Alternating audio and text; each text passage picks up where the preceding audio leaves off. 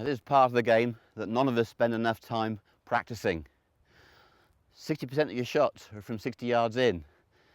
Where do you find most of us? Down the driving range, walloping the driver. If you want to bring your scores down, this is the place to be.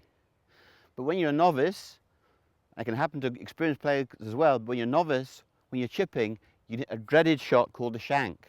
And a shank is a horrible thing because the ball just scoots off at almost 90 degrees to your intended target line. Now, you'll have heard the phrase that a shank is mental. Nonsense.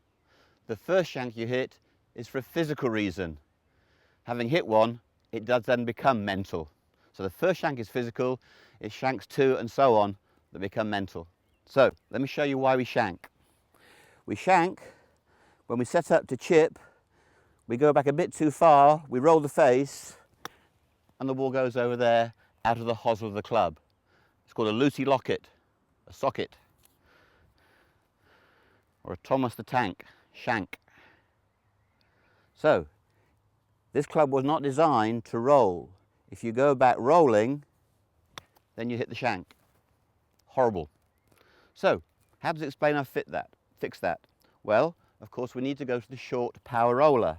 The sand iron is the shortest club in the bag, and we pull the power roller parallel to the sand iron, and now I can simulate the sand iron swing. Now, what I'm going to do is set Explanar in its most upright plane,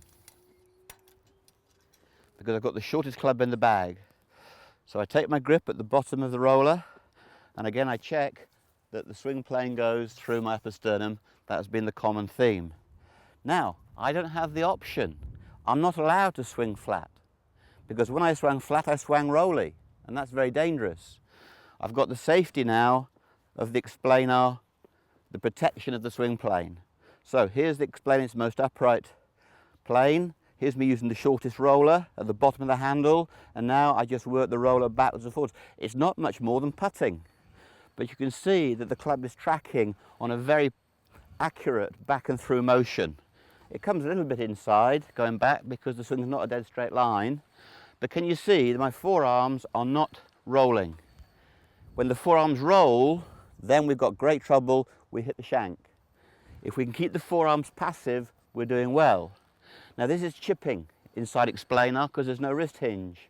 If you're shanking your pitches, then just cock your wrists. That's how you make a pitch shot, you add wrist hinge. So when you're practicing chipping, there is no wrist hinge. Zero wrist hinge. When you're pitching, you add wrist hinge in. You can see it, I've cocked my wrist. So chipping is non-wristy and pitching is wristy. But whether you're chipping or pitching, the critical thing is to understand that the plane is upright. If the plane is upright, the swing is direct, there's no forearm rotation. So let's go back now to my sand iron and hit a little chip.